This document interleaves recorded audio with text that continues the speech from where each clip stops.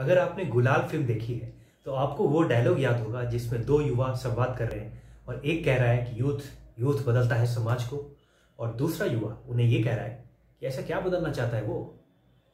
इस डायलॉग को अगर आप समझते हैं तो आपको ये समझ में आ गया होगा कि पॉजिटिव और निगेटिव दोनों ही जो पोटेंशियल है, जो ताकत है यूथ की, इस डायलॉग में समाहित है। यूथ एक ऐसा फेज है जिसमें अगर आप चाहें तो आप ये भी समझ सकते हैं यूथ बदलता है समाज को, यूथ ही बदल सकता है अगर कोई बदल सकता है तो। और दूसरी तरफ आप ये भी समझ सकते हैं कि बदलना क्या है, क्या बदलना चाहते हैं, ये निराशावाद है। और दूसरी तरफ एक ऑप्टिमिज्म है। कौन सही है कौन गलत ये मैं नहीं जानता, लेकिन एक बात तय है कि यूथ एक पोटेंशियल का नाम है। यूथ का मतलब क्या? अगर इस पोटेंशियल के अलावा आप यूथ इस शब्द से कुछ समझना चाहें तो आप क्या समझना चाहते हैं? क्या केवल ऐसे फैशनेबल कपड़े पहनना ये यूथ है, या फिर अच्छा दिखना यूथ है? क्योंकि अच्छे दिखने के लिए तो आजकल कॉस्मेटिक्स हैं, आपको पता भी नहीं चलेगा किसी की एज। और अगर क्या एज से यूथ डिफाइन होती है, ये भी गलत है। कल तक जो 20s में होता था आज वो 30s 40s में होता है। तो ये कौन तय करेगा कि यूथ क्या है? एक ऐसा पैमाना, एक मापदंड है जिससे आप यूथ को परिभाषित करने के करीब आ सकते हैं। वो ये है, ये पोटेंशियल, ये ताकत, एक ऊर्जा। यूथ में एक पोटेंशियल है, एक ऐसी अवस्था है जिसमें आप उस पोटेंशियल को समझते हैं, और वो पोटेंशियल जो है to do anything, to change anything, ये दो तरह से हो सकता है। आप उसी पोटेंशियल को अगर उसके एक हिस्से को देखें तो एक निराशावाद है। इतना निराशावाद आ सकता है आपको इस अवस्था में जितना जीवन की और किसी पीढ़ी में नहीं आएगी। दूसरी तरफ वो ऑप्टिमिज्म है, आशावाद है, और ये हाई एनर्जी, इतनी हाई एनर्जी आपको ले जा सकती है जो शायद जीवन के किसी और पड़ाव पे ऐसी एनर्जी, ऐसी ऊर्जा महसूस नहीं होती। तो ये दोनों छोर हैं यूथ के, और इसीलिए आज के भारत के युवाओं की बात करते हैं, क्योंकि निश्चित रूप से भारत के युवा और जो बाहर के युवा हैं, जो पश्चिम के युवा हैं, उनमें अंतर है। कितना भी हम कोशिश करें अपने आप को बदलने की, ऐसे कपड़े पहनने की, ऐसे अलग अलग एक्सेंट में उनकी तरफ बात करने की, लेकिन हमारे बीच एक अंतर है। इसे ना आप मिटा सकते हैं, न मैं, न कोई मिटा सकता है इसे। और इस बात को हमें समझना पड़ेगा कि भारत के युवा को ये बात समझनी पड़ेगी कि आपको इस ऊर्जा को कौन सा रूप देना है और किस ओर ले जाना है आने वाले समय में। युवा को लक्ष्य चाहिए, और लक्ष्य सबसे बड़ा आज के समय में ये हो सकता है, क्योंकि अब से कुछ दिनों के बाद हम 75th एनिवर्सरी मनाएंगे इंडिपेंडेंस डे की, तो स्वतंत्रता की 75वीं वर्षगांठ हम मनाने जा रहे हैं। इससे अच्छा अवसर नहीं होगा एक लक्ष्य बनाने का कि 25 साल यहाँ से बचे हैं। क्या हम सभी कमर कर सकते हैं कि 2047 15 अगस्त को हम भारत को number 1 develop country, all round develop countries in all sense, सर्वांगीण विकास, केवल इकोनॉमिक आर्थिक विकास की बात नहीं हो रही, क्या हम देख सकते हैं? उसके लिए कमर कसने का समय आज है। ये सबसे बड़ा लक्ष्य है। और ये कैसे होगा? अगर ये होगा तो जाहिर सी बात है कि ये जो पोटेंशियल की पॉजिटिव एंड उससे ही होगा, दूसरे एंड से नहीं होगा। ये क्या बदलना चाहता है? तो ये इस तरीके की रवैये के कारण शायद आज हम खड़े हैं यहाँ, जहाँ से हमें काफ़ी आगे होना चाहिए था।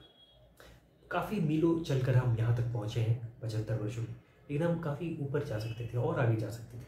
उनसे अगर हमें वंचित रखा गया है तो हमारे आज के जो हमारे बाद की पीढ़ी के जो नेता हैं, जो भी लीडर्स हैं हमारे, उनकी अपनी शायद जो भी या तो मजबूरी रही होगी या उन्होंने ढिलाई की, लेकिन कहीं ना कहीं आज के सभी युवा उन पे दोष देते हैं, उन पे ब्लेम करते हैं कि भारत बहुत आगे जा सकता था, लेकिन ये नेता लोग ऐसे। अब उनकी अपनी मजबूरी, अगर आप उनके बैकग्राउंड को देखें तो उन्होंने जो 60-70 के दशक में इतना सिनिकल एक निराशावाद का दौर देखा है, जहाँ भी उन्हें छोटी छोटी चीज़ें लेने के लिए लाइन में लगना पड़ता था। आज का भारत वैसा नहीं है। तो हम इस तरह से अपने जो आज के जो हमारे वृद्ध नेता लोग हैं, जो सीनियर जो भी हैं, गुस्सा तो है, आज के युवाओं को आक्रोश तो काफ़ी है जब वो दूसरे देशों से कंपेयर करता है भारत को और देखता है कि इन लोगों के कारण शायद हम पीछे रह गए। ऐसा गुस्सा तो है, लेकिन उनकी अपनी लाइफ अलग थी, उनकी अपनी मजबूरी अलग थी, उनका बैकग्राउंड अलग है, उन्होंने जो भारत देखा है वो हमने और आपने नहीं देखा। इसलिए ये हमें ये समझना पड़ेगा कि हम अपने आने वाले पीढ़ी को वो न दिखाएं जिस तरह का भारत हमें आज इन लोगों ने दिखाया है। तो मैं क्यों कह रहा हूँ ये चीज़, क्योंकि हमें 2022 तक वहाँ हो जाना चाहिए था। बिल्कुल हमें जहाँ पे आज चीन है, चीन से काफ़ी आगे आज हमें होना चाहिए था, लेकिन वो संकल्प की शक्ति शायद हमारी इतनी नहीं थी। जिस स्तर पे हमारा विकास हुआ, एग्रेसिव डेवलपमेंट्स, हमारे टॉपिक्स जो है वो अलग होते हैं। आज भी अगर आप बात करें तो जो हमारे जो लीडर्स, आज के पॉलिटिकल लीडर्स हैं, जो एडमिनिस्ट्रेटिव हैं, पॉलिटिक्स की बात नहीं करनी चाहिए, जो भी लीडर्स हैं, उनके टॉपिक्स ऑफ डिबेट डिस्कशंस जो होते हैं वो अलग अलग टॉपिक्स पे होते हैं। जिस टॉपिक्स पे आज के युवाओं को हंसी भी आती है और गुस्सा भी आता है कि ये हमारी पल्स को समझ नहीं पा रहे। तो खैर, ये अगर आज हम यहाँ से कमर कसते हैं और अगले 25 वर्ष में अगर हम ला खड़ा करते हैं भारत को उस स्थिति पे जहाँ पे ये लोग हमें जो भारत नहीं दिखा पाए, अगर हम अपने आने वाली पीढ़ी को वो भारत दिखा सकें, ये हमारी सफलता होगी, यही हमारी सक्सेस होगी। एपीजे अब्दुल कलाम साहब ने लेट 90s में विजन 2020 की बात कही थी। हम लोग जब छोटे थे, आज के जो भी युवा पीढ़ी के लोग हैं, जो मिलेनियल्स हैं, अपनी बाल्यावस्था में जब उनकी पुस्तकें पढ़ा करते थे तो हमें ये लगता था कि 2020 तक ऐसा हो जाएगा, और 2022 में आज हमें सेलिब्रेट करना चाहिए था इंडिया को चाइना से भी ऊपर, लगभग अमेरिका के बराबर हमें उस तरह का देखना चाहिए था। लेकिन वो नहीं हो पाया, किसी कारण से नहीं हो पाया। तो हमें ये समझना पड़ेगा कि हम आगे क्या कर सकते हैं, और इसीलिए वो अगर हमें वो टारगेट रखना है कि 100 साल पूरे होने तक भारत को हम वैसा देख पाए अपने जीवन काल में, क्योंकि आज के जितने भी सीनियर लीडर्स हैं, जो भी पॉलिटिशियंस हैं, कोई उनमें से कोई नहीं होंगे 2047 में, उनमें से कोई आपको मिलेगा नहीं, लेकिन हम और आप होंगे, और हम और आप भी इसी अवस्था में होंगे, इतने एज में होंगे जितने आज के वो लीडर्स हैं। तो हम जब अपने बुढ़ापे में या तो अपने 50s में, जो भी हो, आज के जो युवा है शायद 50s में तो हो ही जाएंगे 2047 तक, 50s 60s, तो उस समय हम अपने जीवन को अगर याद करें तो गर्व से याद कर सके कि हमने अपने जीवन काल में वो करके दिखाया। सो ये हमारी बहुत बड़ी जिम्मेदारी है, और ये तब होगा जब हम इस पोटेंशियल को समझेंगे।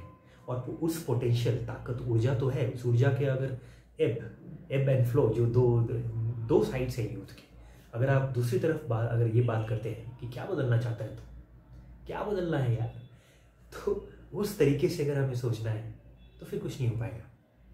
ये चुनाव, ये फैसला हमें करना है।